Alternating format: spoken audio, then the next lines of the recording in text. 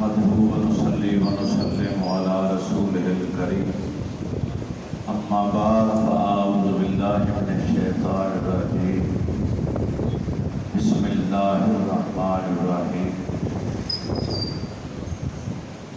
قال رسول الله صلى الله عليه وسلم لكل نبي رفيق ورفيقي في الجنة عثمان صدق اللہ العظیم۔ حاضرین محترم، یہ ماہ ذی الحج ہے، آنے والا مہینہ ماہ محرم ہے۔ اسلام میں ماہ ذی الحج آخری مہینہ ہے اور ماہ محرم پہلا مہینہ۔ اس آخری مہینے کی 10 تاریخ کو بھی اسماعیل ذبیح اللہ کی قربانی پیش ہوئی۔ یہ الگ بات ہے کہ جنت کا مینڈا ذبح ہو گیا ہے اور اسماعیل علیہ السلام کو بچا لیا گیا، اور جو آنے والا ماہ ہے ماہ محرم، اس کی 10 تاریخ کو بھی قربانی پیش ہوئی۔ نواسہ رسول حضرت امام حسین رضی اللہ تعالی عنہ، اور اسے عملی شکل دے دی۔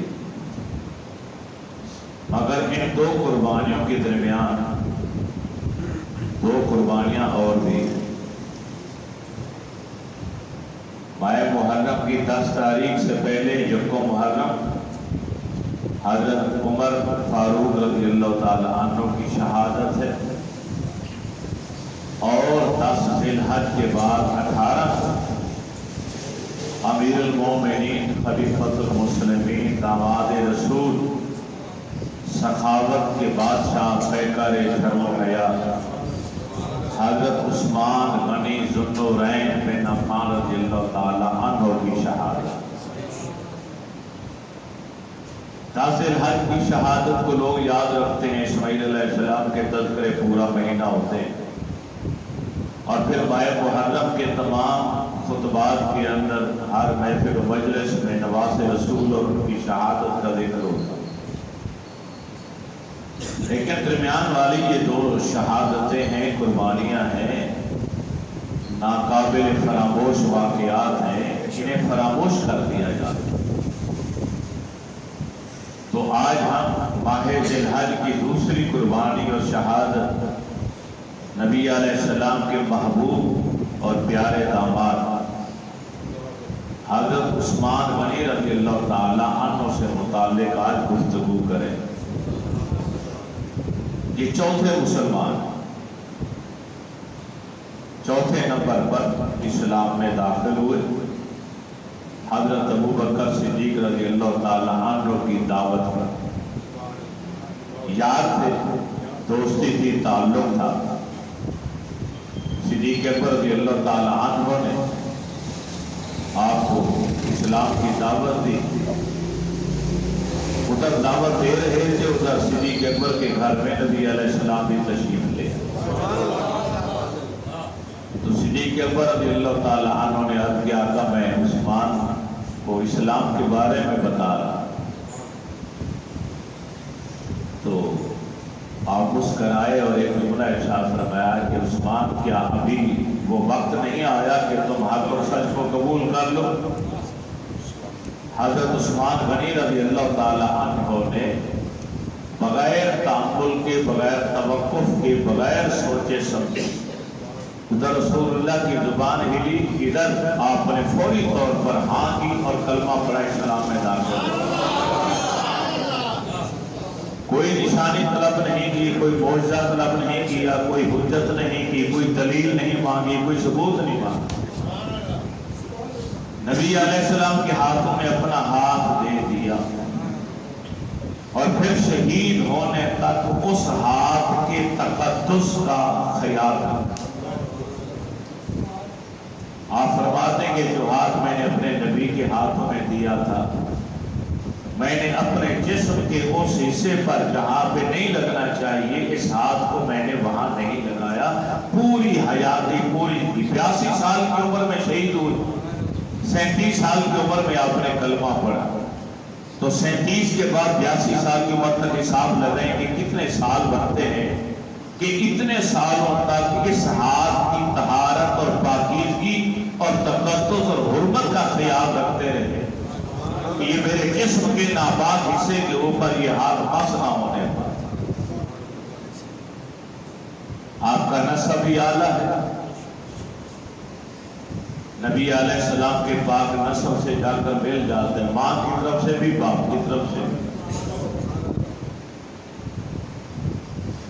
صحابی رسول بھی ہیں، حافظ قرآن بھی ہیں۔ بہت کم لوگ ایسے تھے کہ جنہوں نے نبی علیہ السلام کے سامنے آپ کی حیات ظاہری میں قرآن کو حفظ کیا۔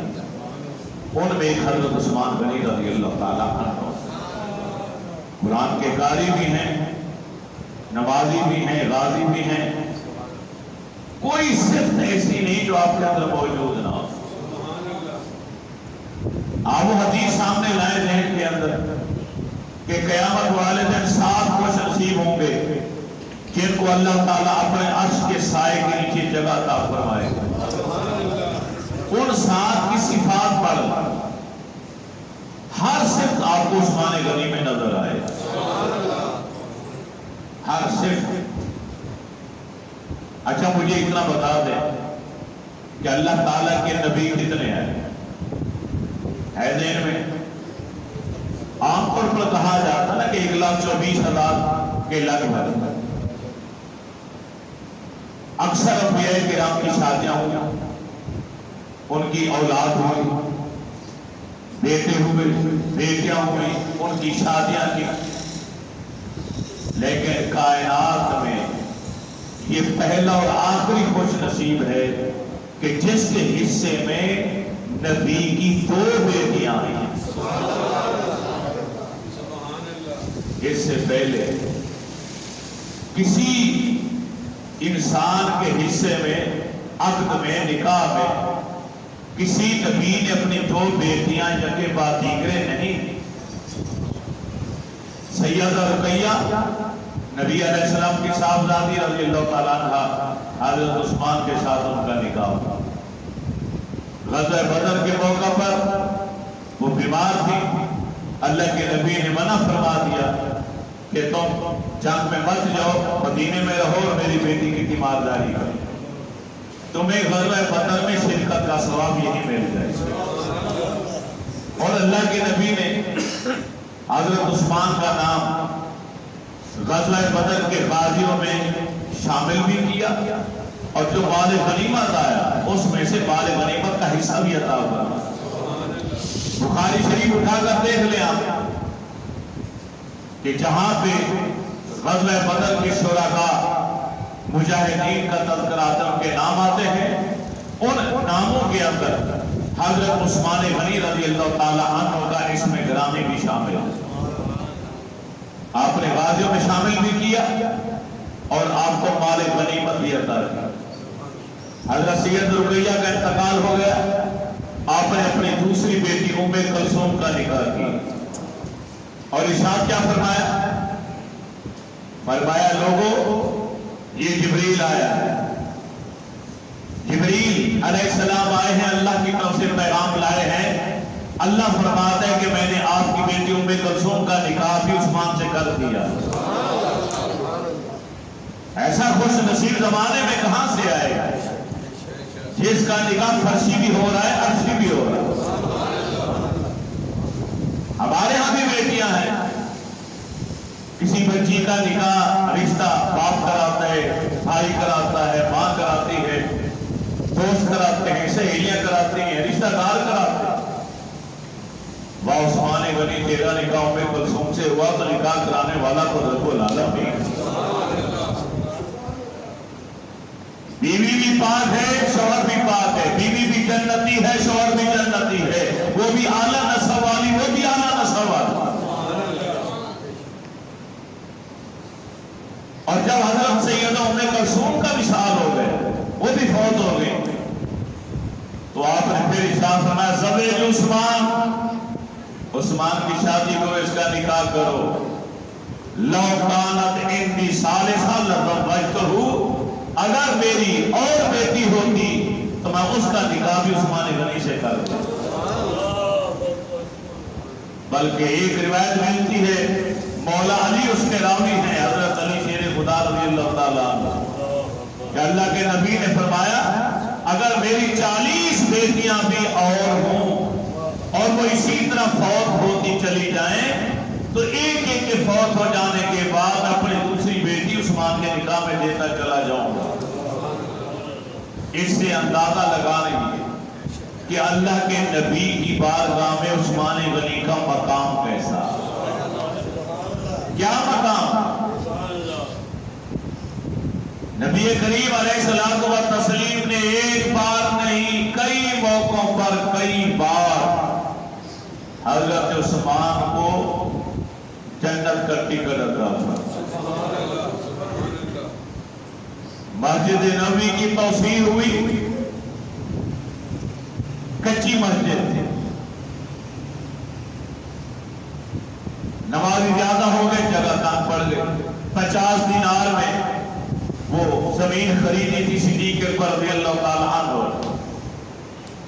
آج عثمان غنی نے 25,000 درہم خرچ کر کے آس پاس کے مکانات خرید کر پلاٹ خرید کر مسجد نبوی کی توسیع میں شامل کر.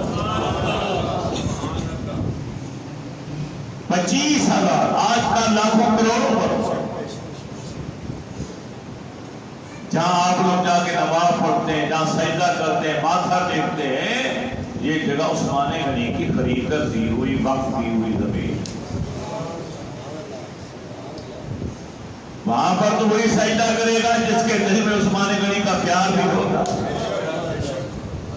اگر بغض عثمان ہے سینے میں تو مت جاؤ مسجد نبوی شریف، مت سجدہ کرو وہاں پر جا کر. کہاں نمازیں پڑھ رہے ہو، کہاں نفل پڑھ رہے ہو، کہاں نماز پڑھنے کو 50 نمازوں کے برابر قرار دے رہے ہو. یہ ساری زمین، یہ جگہ حضرت عثمان نے خرید کر وقف کی اور اللہ کے رسول نے اس کے بدل میں جنت عطا فرمائی. مدینہ طیبہ تشریف لائے تو میٹھا پانی نہیں تھا، سمندری پانی کھارا نمکین. ایک ہی کنواں تھا، روما نامی شخص کے نام پر، پیر روما کے نام سے. آپ نے فرمایا کہ یہ کنواں خرید کر لوگوں کے لیے وقف کر دے گا، میں اس کو جنت کا چشمہ فروخت کرتا ہوں، جنت کا ٹکٹ دیتا ہوں. 35,000 درہم دے کر حضرت عثمان غنی نے وہ کنواں خریدا اور تمام انسانوں کے لیے، مسلمان ہیں، یہودی ہیں، عیسائی ہیں، کوئی بھی ہے، آپ نے سب کے لیے وقف کر. آج 1450 سال سے زیادہ عرصہ ہو گئے، آج بھی ہینڈ پمپ لگا دینا، کنواں کھدوا دینا، سبیل لگا دینا، پانی کا انتظام کر دینا، لوگ سمجھتے ہیں بڑا ثواب کا کام ہے، بڑا نیکی کا کام ہے. کہتے ہیں کہ نہیں؟ ابھی ماہ محرم آ رہا ہے، لاہور میں جگہ جگہ سبیلیں لگ جائیں کہ پیاسوں کو پانی پلانا، لاہوریوں کو پانی پلانا، بڑا ثواب. مدینے والوں کو پانی پلانے کا کتنا ثواب ہوا، نبی کے گھر والوں کو پانی پلانے پر کتنا ثواب ہوا. نبی کی ازواج نے پانی وہاں سے پیا، اور جس اہل بیت کا تو نام لیتا ہے، اہل بیت اطہار کے ہر فرد نے اسی کنویں کا پانی پیا. خاتون جنت نے اسی کنویں کا پانی پیا، حسنین کریمین نے اسی کنویں کا پانی پیا. اگر لاہور والے کو پیاسے کو پانی پلانا ثواب ہے تو مدینہ طیبہ میں نبی کے گھر والوں کو جس نے پانی پلایا، میٹھے پانی کا انتظام کیا، اس کا کتنا مقام ہو، اسے کتنا ثواب ملا ہو.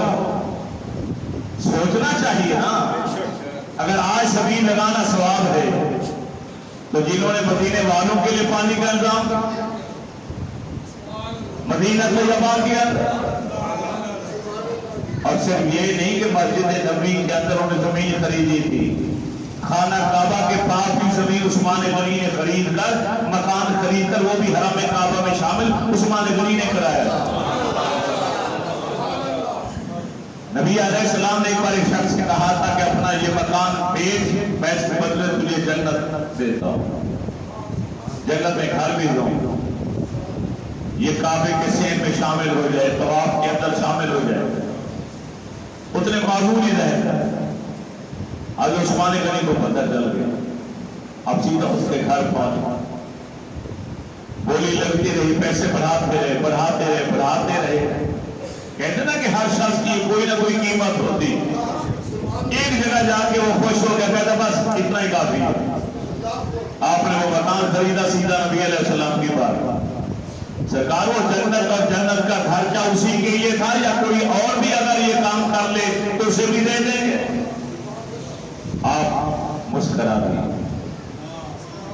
پر میں عثمان اصل بات بتاؤ، بات آقا وہ مکان میں نے خرید لیا اور کعبے کے صحن کے لیے میں وقت کرتا ہوں، ورنہ عثمان ہمارا سودا آج بھی وہی ہے، تیرے لیے جنت بھی ہے اور جنت کا مکان بھی۔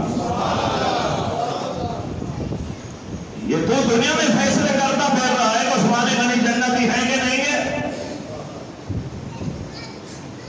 کسی مولوی نے جنت اناؤنسمنٹ نہیں کی اور گنا، کسی فقیر درویش نے نہیں کی، کسی حکمران نے نہیں کی، اس نبی نے اپنی زبان نبوت سے ان کو جنتی کہا ہے، جس نبی کی زبان سے ہم نے رب کا ایک ہونا تسلیم کیا ہے۔ یہ کوئی آسان جملہ نہیں تھا جو میں نے بول دیا، اسی رسول نے آ کر بتایا ہمیں، ورنہ تو 300 سال خدا سامنے تھے، کعبہ بھرا ہوا تھا بتوں سے، اسی نبی نے آ کر بتایا یہ سب باطل ہیں، جھوٹے ہیں، ان میں سے کوئی سچا نہیں، سچا رب وہ ہے جس کی میں پوجا کرتا ہوں، اور وہ ایک ہے۔ رب کی وحدانیت، رب کی یکتائی کے اوپر ہم ایمان لائے، جس نبی کے کہنے پر اسی نبی نے کہا ابو بکر فی الجنہ، عمر فی الجنہ، عثمان فی الجنہ، علی فی الجنہ، طلحہ فی الجنہ، زبیر فی الجنہ، سعد فی الجنہ، سعید فی الجنہ، عبد الرحمن بن عوف فی الجنہ، ابو عبیدہ بن جراح فی الجنہ۔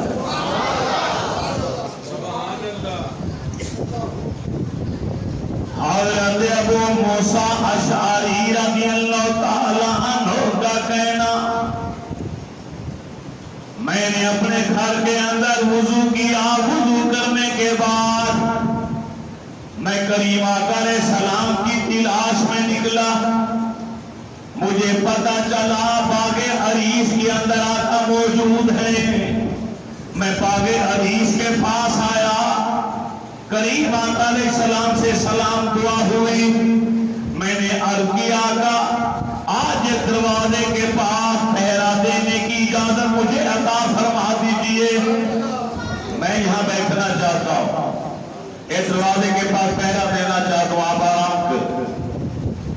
حضرت ابو موسیٰ اشعری رضی اللہ تعالیٰ عنہ کا کہنا، کریم آقا علیہ السلام باغ کے درمیان میں کنواں تھا، کنویں کی منڈیر کے اوپر بیٹھ گئے، آپ نے اپنے تہمت کو ذرا اوپر کیا، پنڈلیاں ننگی ہو گئی، آپ نے اپنے دونوں قدمین شریف اس کنویں کے پانی کے اندر جب ہو دیے لٹکا کے بیٹھ گئے، میں دروازے کے پاس بیٹھ گیا، میرے نبی نے فرمایا دروازہ اندر سے بند کر لو اور اندر کی جانب بیٹھ جاؤ، میں نے دروازہ بند کر لیا اور اندر کی جانب بیٹھ گیا، کریم آقا علیہ السلام کنویں پر بیٹھ گئے، تھوڑی دیر کے بعد کسی نے آ کے دستک دی، میں نے آ کے عرض کیا یا رسول اللہ کوئی آیا ہے، اندر آنے کی اجازت چاہتا ہے، میرے نبی نے نور نبوت سے دیکھ لیا کہ آنے والا کون ہے اور اس کا نصیب کیا ہے، میرے نبی نے فرمایا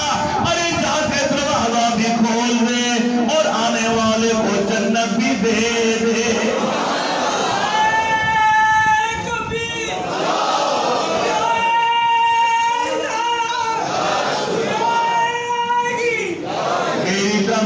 جنتی بھی کہہ دے، اللہ تعالیٰ نے اپنے نبی کو جو علم نبوت عطا فرمایا تھا اسی علم کی وجہ سے دیکھ رہے تھے کہ میرے دروازے پر کوئی کافر مشرک نہیں آیا، کوئی جہنمی نہیں آیا، بلکہ کامل ایمان والا آیا ہے، حضرت ابو قحافہ کا بیٹا حضرت ابو بکر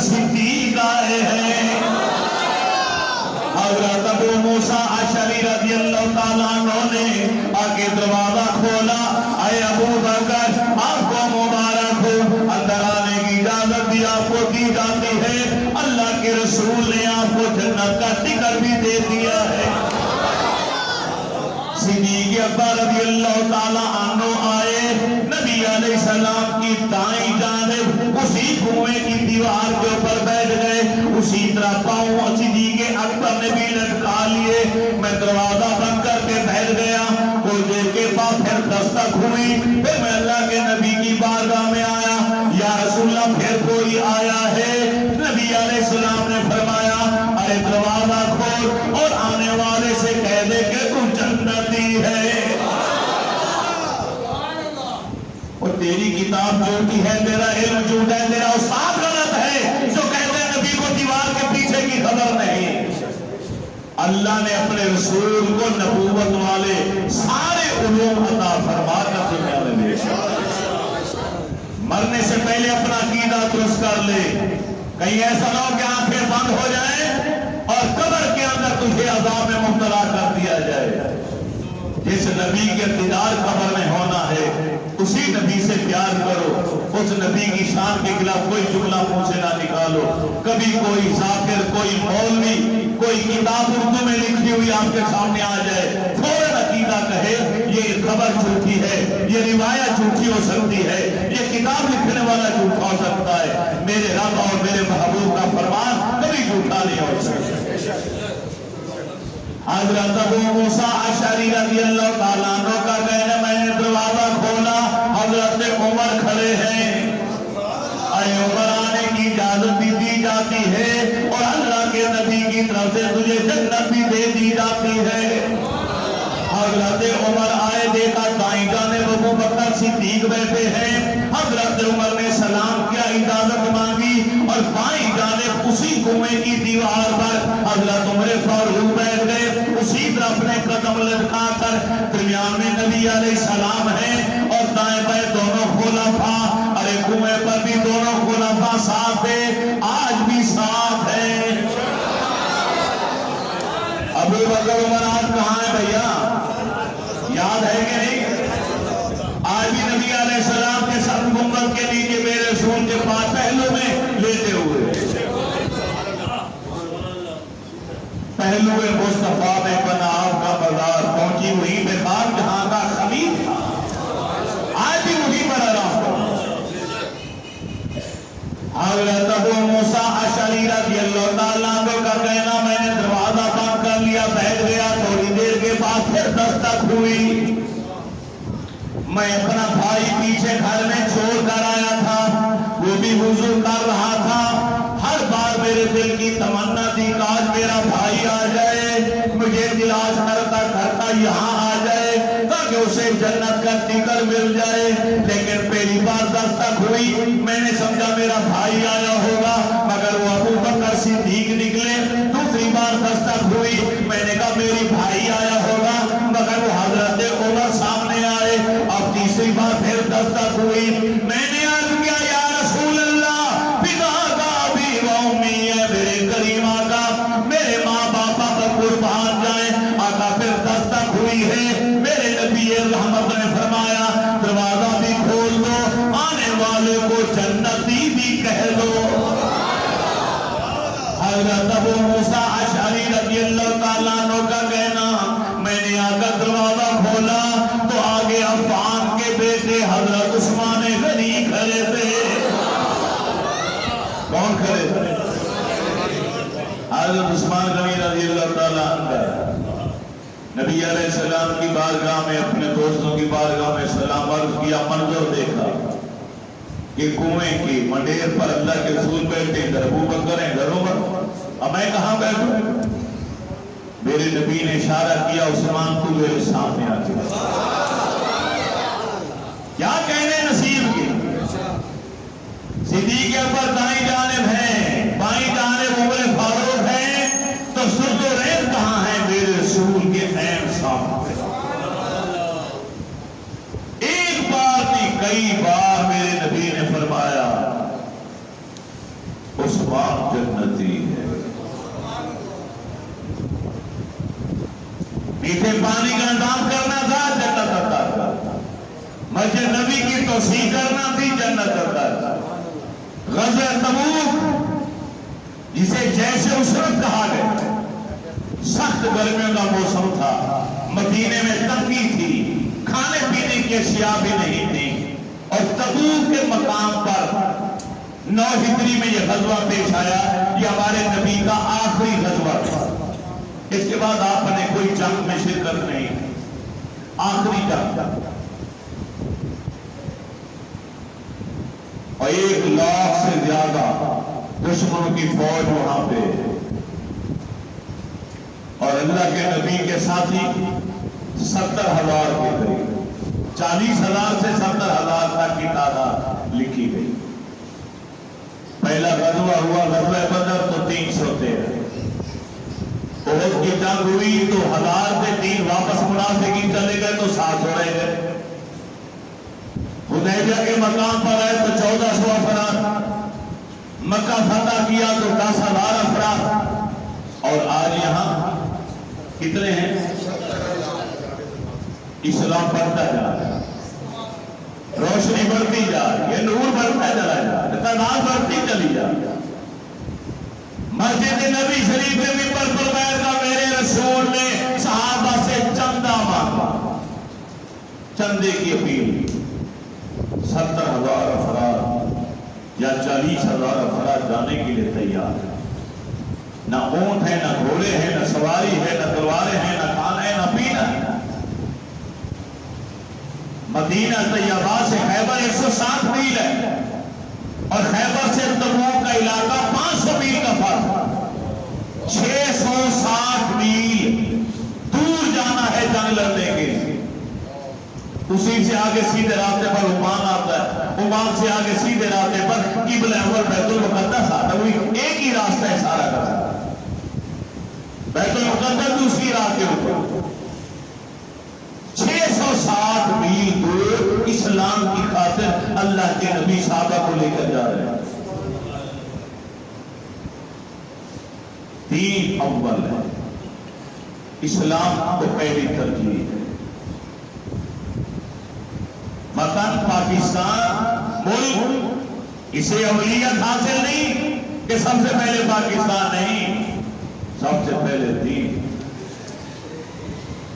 دین ہوگا تو سب کو تمہارے پاس ہے، دین نہیں ہے تو کچھ بھی تمہارے پاس ہے۔ اسی دین کی خاطر میرے رسول نے، میرے نبی کے صحابہ نے اپنا آبائی وطن مکہ چھوڑا اور مدینہ، اسی دین کی خاطر آبائی وطن چھوڑا، پہلے ہجرت کی ابشا اور پھر ہجرت کی یہاں۔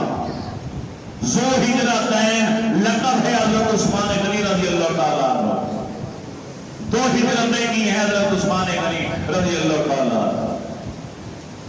میرے نبی نے چندے کا سوال کیا، علماء نے یہیں سے نکالا کہ مسجد کے لیے، مدرسے کے لیے، نیک کام کے لیے منبر پر بیٹھ کر چندے کی اپیل کرنا میرے رسول کی سنت ہے، اور چندہ دینا میرے نبی کے صحابہ کی سنت ہے۔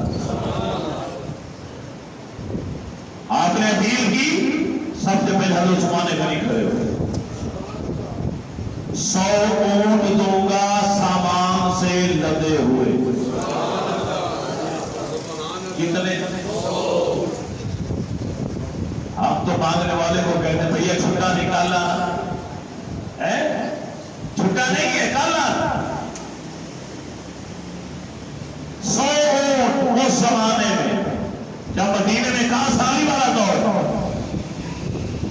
میرے رسول خوش ہو، پھر چندے کے بیل کر، پھر عثمان غنی کھڑے ہوئے، آقا 100 والا اعلان اپنی جگہ، اب 200 اونٹ اور بھی دے،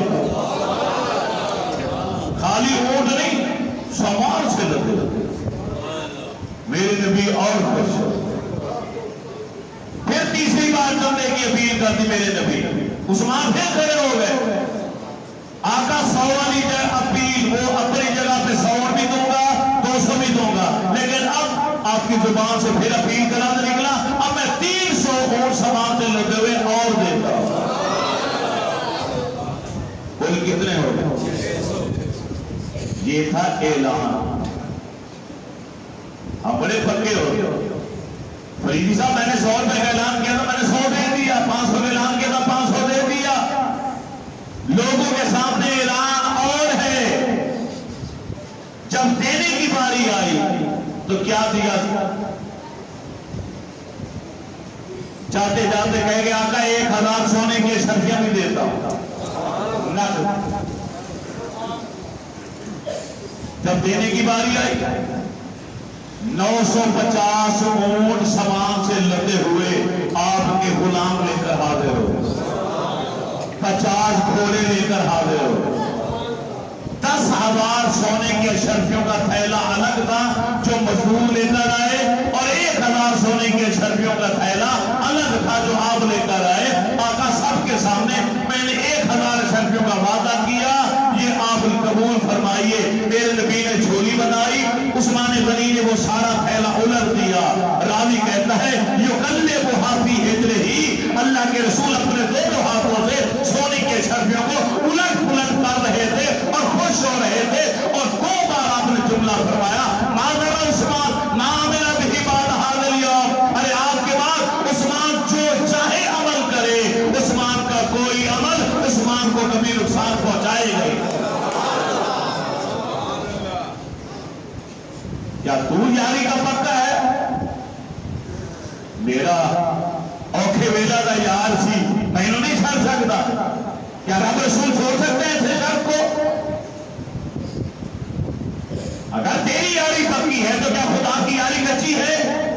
اللہ کے رسول کی یاری کچی ہے؟ رب اور رسول سے بڑھ کر کوئی وفادار نہیں۔ اگر تو اپنے وفادار دوست کا اتنا مرتے دم تک خیال رکھتا ہے تو جیسے عثمان غنی نے اس مشکل کی گھڑی میں اتنا سارا مال دیا کہ پورا مدینہ تعجب میں آ گیا، اس عثمان کی یاری کو خدا اور اس کا رسول کیسے بلا سکتے؟ بلا سکتا تو بتاؤ۔ 950 اونٹ، 50 گھوڑے، 1000 سونے کی اشرفیاں، 10,000 سونے کی اشرفیاں الگ۔ اور میرے نبی کیا فرما رہے ہیں کہ ماذا عثمان ما عمل به، ارے عثمان آج کے بعد جو چاہے عمل کرے، عثمان کا کوئی عمل عثمان کو نقصان نہیں پہنچائے گا۔ کوئی یہ نہ سوچے کہ اللہ کے نبی نے عثمان غنی کو معاذ اللہ گناہ کرنے کی اجازت دے دی۔ ہو سکتا کسی کے شیطانی ذہن میں یہ بات آ جائے کہ اللہ کے نبی نے فرما دیا اب جو چاہے عمل کرے، نہیں۔ روایت میں آتا ہے کہ اللہ کے نبی نے فرمایا عثمان قریب آ، عثمان غنی قریب آ۔ میرے رسول نے عثمان کے دل پہ ہاتھ رکھا اور پھر فرمایا عثمان آج کے بعد جو چاہے عمل کرے، اسے کوئی عمل نقصان نہیں پہنچا سکتا۔ واضح سیرے کرام لکھتے ہیں کہ دل پہ ہاتھ کیوں رکھا؟ تاکہ تا حیات عثمان غنی کا دل ہمارے قبضے میں رہے، ہماری مٹھی میں رہے، ہماری مرضی کے بغیر عثمان کوئی کام کر ہی نہ پائے۔ اور کبوتر کے پر کان کو پھر اسے کہو اڑ کے دکھا، اڑے گا وہ؟ یہ دل پہ ہاتھ رکھا تھا اس طرح کہ آپ نے پر کاٹ دیے کہ تا حیات عثمان غنی کے ذہن میں گناہ کا کی سوچ بھی نہ۔ اور حضرت عثمان غنی کا اپنا حال کیا تھا میرے نبی کی صحبت کی وجہ سے؟ آپ فرماتے ہیں کہ میں نے کلمہ پڑھنے سے پہلے بھی زمانہ جاہلیت میں نہ جوا کھیلا، نہ شراب پی، نہ زنا کیا، نہ بدکاری کی، نہ ہی لہو و لعب کے کاموں میں مشغول رہا، اور نہ اسلام لانے کے بعد۔ بڑے بڑا مولوی لے لیں، پیر لے لیں، فقیر لے لیں، مشائخ کرام میں دے بڑی بڑی ہستیوں کو لے لیں، وہ بھی غسل خانے میں جاتے ہیں، غسل خانے میں غسل کرنے کے لیے تو بے لباس ہو جاتے ہیں۔ یہ کیسا عاشق رسول ہے حضرت عثمان غنی؟ آپ فرماتے ہیں خدا کی قسم میں نے ساری زندگی ننگے ہو کر غسل نہیں کیا، صرف کرتا اور قمیض اتارتا ہوں، بس تہبند اسی طرح باندھ کے رکھتا ہوں۔ مجھے شرم آتی کہ جسم کے جس حصے کو دیکھنے سے اللہ رسول نے منع کیا مت کسی کے جسم میں نظر ڈالو، مجھے شرم آتی ہے کہ میں اپنے جسم کے حصے پر اپنی نگاہ ڈالوں۔ ام المومنین حضرت عائشہ صدیقہ عفیفہ رضی اللہ تعالیٰ عنہ کا کہنا، میں گھر کے اندر موجود ہوں، اللہ کے پیارے رسول صلی اللہ علیہ وسلم تشریف لائے، فرآ لحمن، سامنے گوشت رکھا ہوا دیکھا، فرمایا عائشہ یہ کہاں سے آیا؟ میں نے عرض کیا کہ عثمان غنی نے بھیجا ہے۔ فرماتے فرأیت رسول اللہ صلی اللہ علیہ وسلم رافع یدہ یدعو لعثمان، میں نے اپنے نبی کو دیکھا، میرے نبی نے اپنے دونوں ہاتھ اٹھائے اور عثمان غنی کو دعائیں دینی شروع کر دی۔ عثمان تیری شان، تجھے دعائیں میرے نبی کی نصیب ہوئی ہے۔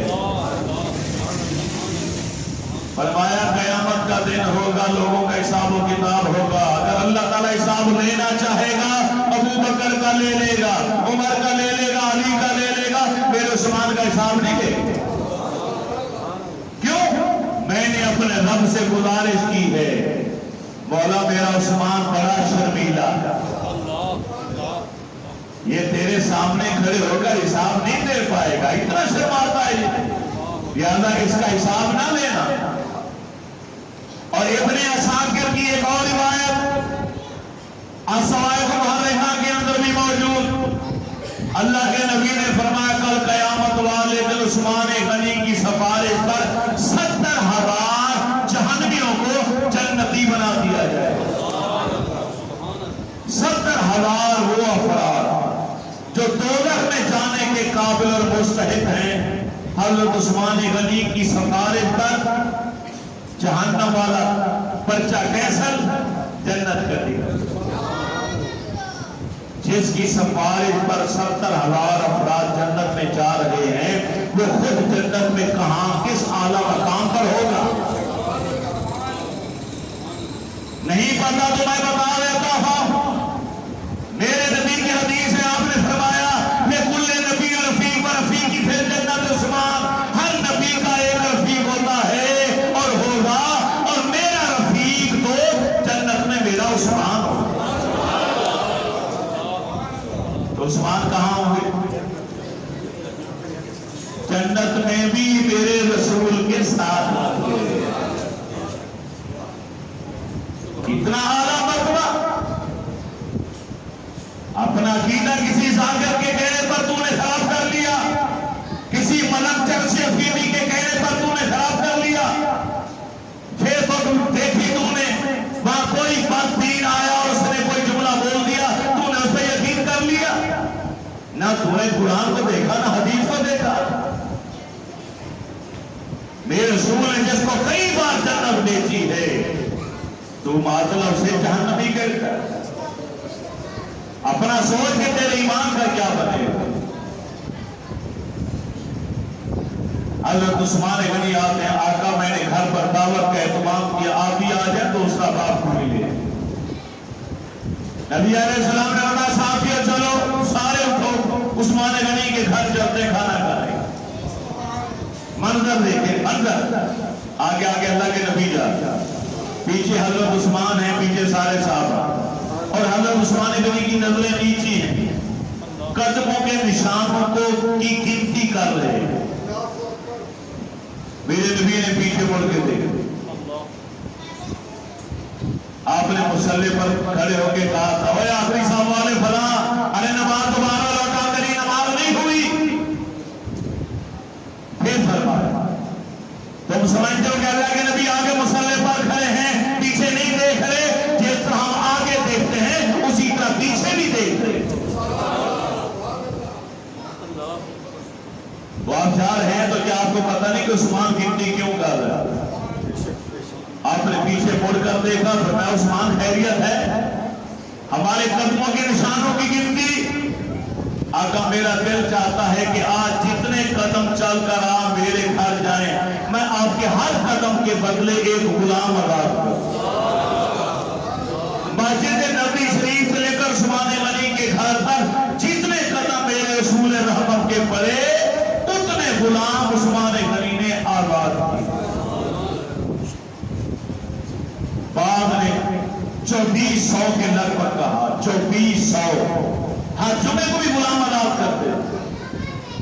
ہاتھ چومے کو یہ آپ کی عادت قریب آئی. جب آپ کو شہید کیا گیا تو 200 غلام تھے آپ کے پاس. آپ نے 200 کے 200 غلاموں نے جب کہا کہ محاصرین محاصرہ کا رکھا تھا ہمیں اجازت دے ہمیں کو دوڑاتے بھگاتے مقابلہ کرتے, آپ نے فرمایا نہیں, میں تم کو آزادی دے جاؤ, میں نے آزاد کر دیا, اپنے اپنے گھروں کو لوٹ جاؤ. 400 افراد مدینہ طیبہ میں آتے.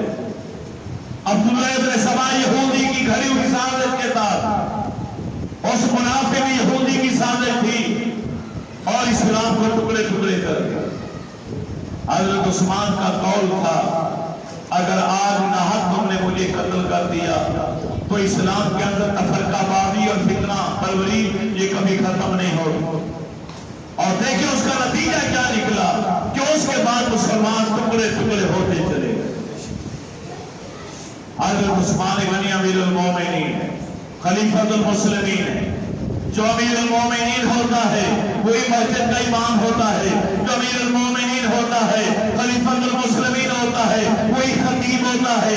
جمعے کی نماز بھی آپ پڑھاتے تھے, پنجگانہ نماز بھی آپ پڑھاتے تھے اور خطبہ جمعہ اور عیدین کا بھی آپ خود دیا کرتے. آج آئے مسجد کے اندر جمعے کا دن تھا, خطبہ دینے کے لیے بیٹھ گئے, ایک فاطمہ اٹھ کے کھڑا ہوا, پھر چاروں طرف سے آواز آئی اے عثمان آج آپ خطبہ نہیں دے سکتے, خطبہ بند. ایک بدبخت آگے بڑھا, آپ کے ہاتھ مبارک میں عصا مبارک تھا, اسے لے کر اس نے گھٹنے پر مار کر 2 ٹکڑے کر کے رکھے. یہ عصا مبارک کوئی معمولی نہیں تھا, یہ میرے نبی کی یادگار عصا ہے. رسول اللہ صلی اللہ علیہ وسلم اس عصا مبارک کو ہاتھوں میں لے کر چلتے تھے, اسی کو ہاتھ میں پکڑ کر اب خطبہ جمعہ دیا کرتے. یہی عصا ابو بکر صدیق کے ہاتھوں میں رہا, یہی عصا مبارک فاروق اعظم کے ہاتھوں میں رہا. اور اس عصا مبارک کو پکڑ کر 2 ٹکڑے کر دینا مسلمانوں کے قلب و جگر پر یوں لگا جیسے قیامت آ گئی. یہ الگ کہانی ہے کہ حضرت عثمان غنی کے جو قاتل تھے ایک ایک کر کے کس طرح پڑے. جتنے گھٹنے پر عصا مبارک توڑا اسی وقت اس کے گھٹنے کے اوپر کینسر کا پھوڑا نکلا. پھر رات ہونے تک پورے جسم کے اندر پھوڑے نکلے اور جسم گلنا شروع ہو گیا اور مغرب ہونے سے پہلے پہلے وہ طرف طرف کے مر گئے. آواز گونجتی ہے اے عثمان تم نماز بھی نہیں پڑھاؤ گے. پھر پتھروں کی بارش کر طبقات ابن سعد کے اندر حضرت عثمان پر سخت بارش شروع کر دی. جتنے لوگ بیٹھے تھے اپنے پاس تھیلوں کے اندر پتھر لے کر آئے. 82 سال کی عمر ہے خلیفۃ المسلمین, بے دھڑک. اور 82 سال کے بزرگ سے کسی کو کیا خطرہ لائق ہو سکتا, لیکن یہ یہودیوں کی غیر مسلموں کی سازش تھی. ایرانی بھی شامل تھے اور اس سازش کے تحت عبداللہ ابن سبا کے منصوبے کو پایہ تکمیل پہنچانے کے لیے انہوں نے آ کے آپ کے گھر کا محاصرہ کیا. بے ہوشی کی حالت میں آپ کو قصر خلافت میں لایا, ہوش میں آئے تو پہلا سوال تھا مجھے بتائے تھے مدینے میں رہنے والوں کا کیا حال ہے. قربان جاؤ, اپنی فکر میں, اپنے زخموں کی پرواہ نہیں, اپنے انجام کی فکر نہیں. اگر فکر ہے تو مدینے کی ہے, اگر فکر ہے تو مدینہ طیبہ میں رہنے والے پاسوں کی. میرے نبی کے شہر میں رہنے والوں کا کیا حال ہے مجھے بتایا گیا الحمدللہ بخیر سے. پھر آواز کانوں میں پڑی, آج کے بعد مسجد نبی شریف میں عثمان نماز پڑھنے کے لیے بھی نہیں آ سکتے بلکہ گھر سے باہر نکلنا بھی بند. جس مسجد نبی کے یہ زمین آپ نے خود خرید کر دی, اپنی خریدی ہوئی زمین پر نماز پڑھنے سے منع کر دیا گیا. صرف یہ نہیں کہ مسجد نبی میں داخلہ بند، بلکہ اعلان ہوا حقہ پانی کھانا پینا بند۔ ماہ محرم آ رہا، نماز رسول کی شہادت کے تذکرے ہم بھی کریں گے، باقی لوگ بھی کریں گے۔ دو ہی قول ملتے ہیں، ایک قول ہے کہ 3 دن پانی بند رہا اور ایک قول ہے کہ 10 دن پانی بند رہا۔ اور حاضرین میں تمہیں ایسا شہید بھی بتلاؤں جس پر 3 دن نہیں، 10 دن نہیں، 20 دن نہیں، 30 دن نہیں، 40 دن، اور دوسرا قول ہے 50 دن پورے پانی روٹی بند۔ پوچھا گیا بھی المومنین 40 دن ہو گئے، پانی بھی بند ہے، کھانا بھی بند ہے، تو بھوک پیاس لگتی ہوگی، کیا کرتے ہیں آپ؟ تو آپ مسکرا کے کہتے ہیں جب مجھے بھوک اور پیاس ستاتی ہے میں قرآن کی تلاوت شروع کر دیتا ہوں۔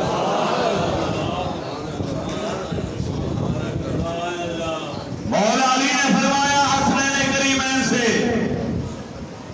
عبداللہ بن عمر بھی آ گئے، حضرت عمر کے بیٹے عبداللہ بن زبیر بھی آ گئے، امام حسن بھی آ گئے، امام حسین بھی آ گئے۔ حضرت علی نے اپنے بچوں سے فرمایا تو وہ مولا باب عثمان جاؤ، عثمان غنی کے گھر کے مین دروازے پر جا کر پہرے دار بن جاؤ، تاکہ دنیا والی نسلوں کو پتا چلے کہ صحابہ سے اہل بیت اطہار پیار کرتے تھے، نبی کے صحابہ نبی کے گھرانے سے پیار کرتے تھے۔ کسی دشمن کے دروازے پر کوئی بھیج دے اپنی اولاد کو، جہاں جان جانے کا خطرہ ہو، جاؤ جا کے وہاں جا کے کھڑے ہو جاؤ۔ امام حسن، امام حسین، حضرت عبداللہ بن زبیر، حضرت عبداللہ بن عمر دروازے پر آ کر پہرا دے رہے، اور کئی بار مزاحمت ہوئی اور زخمی بھی ہوئے۔ امام حسن، امام حسین زخمی بھی ہوئے مگر کسی باغی کو اندر نہیں جانے دیا۔ یہاں ایک روایت ملتی ہے، بعض نے کہا خواب میں حضرت عثمان نے دیکھا، اور ایک امام منذری نے کہا کہ نہیں، حالت بیداری میں جاگتے ہوئے میرے رسول کا دیدار نصیب ہوا، حضرت عثمان غنی ذی النورین رضی اللہ تعالیٰ۔ گھر کی کھڑکی تھی، کھڑکی کے بعد مصلی بچھا کر بیٹھے، فرماتے میرے رسول یہاں کھڑکی کے اندر آ، پانی کا ڈول لٹکا ہے، ورنہ عثمان پیاسے ہو، یہ لوگ پانی پیاس بجھا۔ فرماتے مجھے سب پیاس لگی تھی، میرے نبی نے پانی دیا، اب یہ میں نہیں بتا سکتا کہ وہ جنت کے کون سے حوض کا پانی تھا، کوثر کا پانی تھا یا سلسبیل کا پانی تھا، اعلیٰ پانی تھا، وہ جیسا پانی اور ہو نہیں سکتا جو میرے رسول لے کر آئے۔ لوگوں نے تیرے گھر کا محاصرہ کر رکھا ہے، اگر چاہو تو ہم تیری مدد کرنے کے لیے تیار ہیں، تیرا پال بھی پی کر کوئی نہیں کر پائے گا، اور اگر پسند کرو تو آج کا روزہ ہمارے ہاں آ کر افطار کرو۔ حضرت عثمان غنی فرماتے میں نے عرض کیا آقا میں آپ کے پاس آنا چاہتا ہوں اور روزہ افطار آپ کے پاس کرنا ہے، اسی دن آپ کی شہادت ہو۔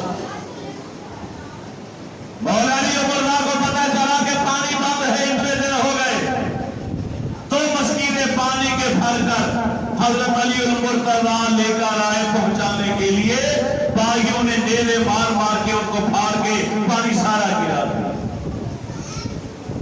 یہاں مجھے جملہ بولنے کی اجازت ہے، کربلا میں امام حسین پیاس سے ہوئے تو ساقی کون بنا؟ حضرت عباس علمدار۔ یہ حضرت عثمان پیاس سے ہوئے تو ساقی کون بنا؟ مولا علی بنا۔ نہ وہاں حضرت عباس پانی پہنچا پائے، نہ مولا علی پانی پہنچا پائے، لیکن حق رفاقت دونوں نے ادا کر دیا۔ حضرت امام حسین کو پیاس لگے تو ساقی عباس بنے، حضرت عثمان کو پیاس لگے تو ساقی علی بنے۔ ارے جس کو عباس پانی پہنچائے وہ بھی نصیب والا ہے، اور جس کو مولا علی پانی پہنچانے کی کوشش کرے وہ بھی نصیب اور مقدر والا۔ کیوں کہا اپنے شہزادوں سے کہ عثمان کے دروازے پہ جا کے کھڑے ہو جاؤ، پہرا جاؤ؟ اس لیے کہ مولا علی جانتے تھے یہ مدینہ یونیورسٹی عثمانی یونیورسٹی ہے، حسنین کریمین اس کے اسٹوڈنٹ ہیں، طالب علم ہیں، جو عثمان کے دروازے پر کھڑے ہو جاؤ، درس توحید یہاں سے ملتا ہے، درس عبادت یہاں سے ملتا ہے، قیام و رکوع سجود کے طریقے یہاں ملتے ہیں، پیاسے رہ کر قرآن کیسے پڑھا جاتا ہے، بھوکے رہ کر نماز کس طرح پڑھی جاتی ہے، اس دروازے پر جا کے کھڑے ہو جاؤ، ہو سکتا ہے کہ تمہیں بھی پیاسے رہ کر قرآن کی تلاوت کرنی پڑ جائے۔ کربلا کے میدان میں جو منظر امام حسین کا دنیا والوں نے دیکھا وہ تربیت تھی عثمان غنی کی چوکھٹ کی، کہ یہیں کھڑے ہو کر حسنین کریمین نے دیکھا کہ 40 روز سے پانی بند ہے اور آپ نماز بھی پڑھ رہے ہیں اور قرآن کی تلاوت بھی کر رہے ہیں، اور رات کو تہجد میں نوافل بھی ادا تھا۔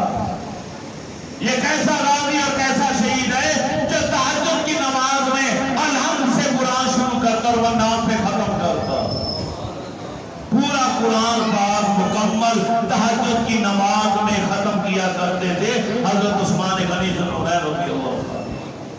حضرت مغیرہ بن شعبہ رضی اللہ تعالیٰ عنہ ہے، آگے عرض کرتے ہیں کہ مین دروازے پر محاصرین ہیں، ہم پچھلے دیوار کو توڑ کر دروازہ نکال دیتے ہیں، اب تیز سواری پر بیٹھ کے مکہ چلے جائیے یا ملک شام چلے جائیے یا پھر جہاد کا اعلان کیجئے، پورا مدینہ آپ کے ساتھ ہے، ہم آپ کے ساتھ ہیں، یہ چند سو لوگ ہیں، ان کے ٹکڑے ٹکڑے کر کے رکھ دیں گے۔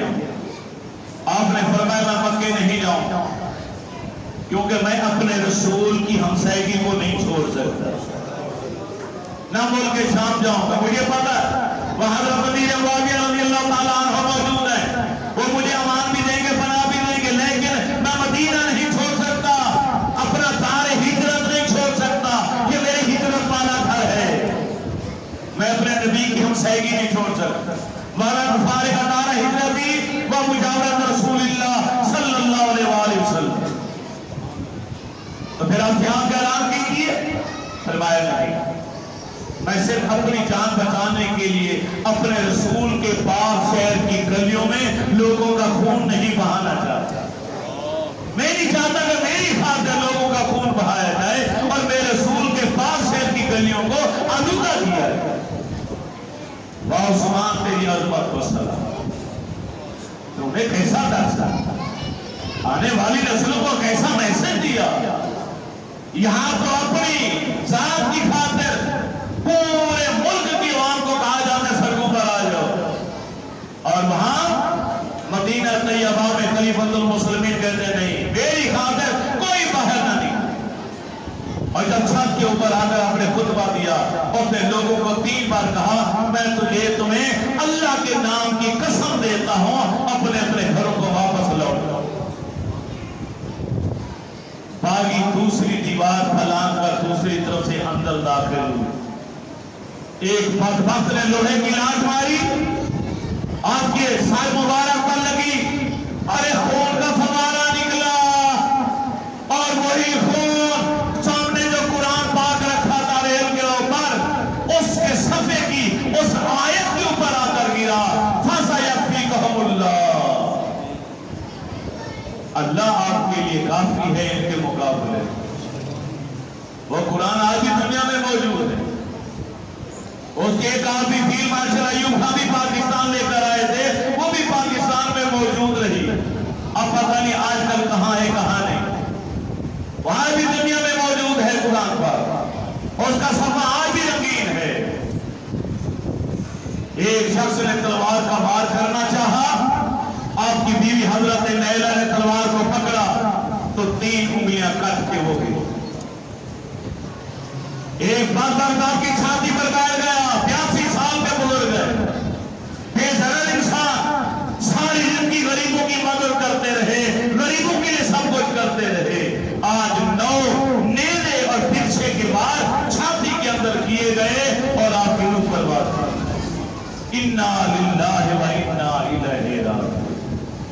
ایک بدبخت آیا منہ دیکھنے کے بہانے اور اس نے آپ کی پسلی کو توڑ کے رکھا۔ حاضرین محترم، یوں تو ہر شہید اپنا پاک لہو پیش کر کے ہمیشہ کے لیے زندہ و جاوید بن جاتا، لیکن اس شہید کی کیا کریں کہ شہید ہونے کے باوجود آپ کے جسم کا ایک ایک حصہ الگ الگ شہادت کے مزے لے رہا، منہ پر تماچا مارا گیا۔ ایک اللہ والے کہتے ہیں عبداللہ بن مبارک نے خانہ کعبہ کا طواف کر رہا تھا، اسے طواف کرتے ہوئے کہہ رہا تھا یا اللہ مجھے بخش دے، مگر دوسرا جملہ بولتا کہ یا اللہ مجھے یقین ہے تو مجھے کبھی نہیں معاف کرے گا۔ میں نے جا کے اس کو پکڑ لیا، میں نے کہا یہ خانہ کعبہ یہاں تو ہر آدمی معافی مانگتا ہے، تو نے یہاں پہنچ کر بھی کہا یا اللہ تو مجھے معاف نہیں کرے گا، کیوں کہا؟ اس نے چادر ہٹائی، اس کا بالو سوکھ کر لکڑی بن چکا تھا۔ اس نے کہا میں وہ بدبخت انسان ہوں جس نے داماد رسول کے منہ پر جا کے تماچا مارا تھا، اسی وقت میرا بالو سوکھ کر یاد ساتن کانہا بود خشک لکڑی کی مانند میرا بالو ہو گئے۔ میں نے جرم اتنا بڑا کیا ہے، مجھے یقین ہے کہ میرا اللہ میرے جرم کو معاف نہیں کرے گا۔ 3 دن تک بے گور و کفن لاشا آپ کا گھر کے اندر، باغیوں نے دفنانے کی اجازت نہ دی۔ 3 دن اما عائشہ صدیقہ فیفا رضی اللہ تعالیٰ عنہ حج پہ گئی ہوئی، وہ یہاں موجود ہے۔ سیدہ ام حبیبہ رضی اللہ تعالیٰ عنہ، حضرت ابو سفیان رضی اللہ تعالیٰ عنہ کی بیٹی، حضرت امیر معاویہ رضی اللہ تعالیٰ عنہ کی حقیقی بہن، میرے نبی کی بیوی ام المومنین، تمام مسلمانوں کی ماں، مسجد نبی کے دروازے میں آ کے اعلان کرتی ہے ارے بھائیو میں ام حبیبہ بول رہی ہوں، زوجے رسول اللہ بول رہی ہوں، اگر تم نے آج جنازہ اٹھانے اور تدفین کی اجازت نہ دی تو پھر میں میدان میں آ جاؤں گی۔ بھائیوں کے پیروں کے نیچے سے زمین نکل گئی، اجازت دے دی گئی دفنانے۔ 3 دن بعد جنازہ اٹھا، مغرب اور عشاء کے طرف 35 ہجری جمعۃ المبارک 18 ذی الحج عصر کے وقت آپ کا انتقال ہوا، اور 20 کو مغرب اور عشاء کے درمیان آپ کی تدفین جنت البقیع میں عمل میں آئے۔ حضرت زبیر نے نماز جنازہ پڑھا، جب آپ کا جنازہ لے کر جا رہے تھے وہ منظر بھی دیکھ رہی، دل میں چھریاں چل رہی تھی، رات کا اندھیرا ہے، امیر المومنین سخاوت کے بادشاہ پیکر شرم و حیا داماد رسول خلیفۃ المسلمین کا جنازہ جا رہا ہے۔ کس نے کندھا دیا پہلے؟ ایک طرف حضرت علی شیر خدا ہے کندھا دینے والے، اور دوسری طرف ان کا جوان بیٹا حضرت امام حسن رضی اللہ تعالیٰ۔ جنازے کو اہل بیت اطہار نے کندھا دیا، مولا علی نے بیٹے حسن نے کندھا دے کر کہا عثمان ہمارا ہے، ہم عثمان۔ جنازہ کندھے پر لے کر جانے کا مقصد تھا آنے والی نسلوں کو بتانے کے لیے کہ کبھی کسی کتاب کو پڑھ کر کسی ذاکر مولوی بے ایمان کے کہنے پر حضرت عثمان کی شان کے خلاف کوئی جملہ مت بولنا۔ اگر ہماری ان سے دشمنی ہوتی نہ اپنے بچوں کو پہرے دار بناتے، نہ ان کا جنازہ اپنے کندھوں پر لے کر جاتے۔ ہمارا فرض ہے منبر پر بیٹھ کر حق اور سچ آپ کو بتانا، آپ کے عقیدے کی اصلاح کرنا، کیونکہ آج پرفتن دور ہے، لوگ فیس کو کھول لیتے ہیں اور بڑے بڑے مولوی آئے ہوئے ہیں، بڑے بڑے بغیر داڑھی والے گمراہ لوگوں کو کرنے میں لگے ہوئے ہیں، مت کسی کے چکروں میں آنا۔ جنازے کے بعد جنت البقیع میں یہ جنازہ آ رہا، آپ نے بھی جنازے اٹھائے ہوں گے، جنازے پہ کیا ہوتا ہے؟ 4 پہی کے اوپر میت کے اوپر پھولوں کی چادر، پھولوں کی پتیاں۔ ارے ایسا مظلوم کہاں سے لاؤ گے جن کی مظلومانہ شہادت پورا مدینہ گواہ ہے؟ ارے باغی مکانوں کی چھتوں پر بیٹھ گئے، جہاں جہاں سے جنازہ گزرتا تھا چھت کے اوپر سے سانس باری کی جا رہی تھی، پتھر برسائے جا رہے۔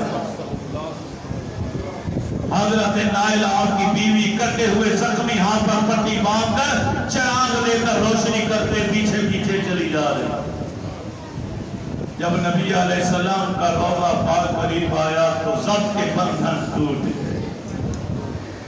ارے ٹھیک ہو، بخار کی اجازت نہیں، سینہ گودی کی اجازت نہیں، ماتم کرنے کی اسلام اجازت نہیں دیتا۔ آنکھ اشکبار تھی، آہیں اور سچکیاں تھی۔ حضرت نیلہ کرتے ہوئے زخمی ہاتھ سے چراغ لے کر جاتی ہے، میرے نبی کے روضے پاک کی طرف دیکھتی ہے۔ یا رسول اللہ دیکھیے ہمارے کھنوں پر چارپائی کس کی ہے اور کون لیٹا ہوا ہے؟ یہ آپ کا محبوب غمگسار بہتر شرم و حیا، جیسے آپ بھی حیا کرتے تھے اور فرشتوں کو بھی حیا آتی تھی۔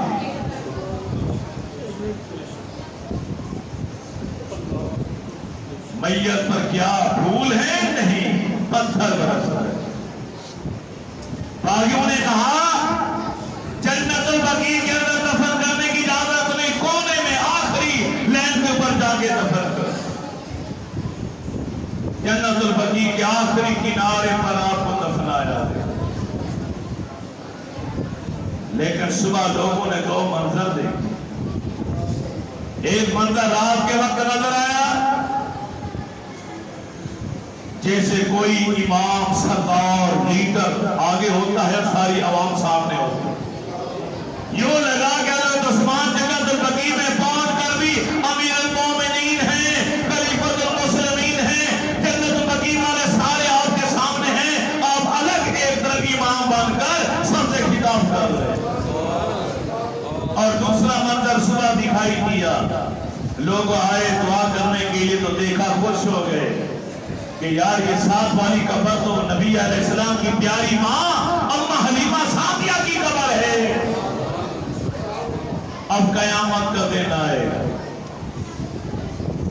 ابو بکر و عمر اٹھیں گے، میرے نبی کی انگلی پکڑ، عثمان غنی اٹھیں گے، میرے رسول کی ماں حلیمہ سعدیہ کی انگلی پکڑ۔ اور دوسرا منظر پیش کرو، خون عثمان قرآن کے دھبوں پر، قرآن کی آیت پر آیا تو روضے رسول کھلے گا، ابو بکر و عمر نکلیں گے، رب کا قرآن کھلے گا تو عثمان غنی نکلے گا۔ قوم یہاں فیصلے کرتے پھر عثمان غنی تو اس جگہ پر ہیں جس جگہ کا نام ہی جنت البقیع ہے۔ میری دعا ہے اللہ تعالیٰ میری اور آپ کی حاضری قبول فرمائے، کیونکہ موضوع کو سمیٹنا تھا۔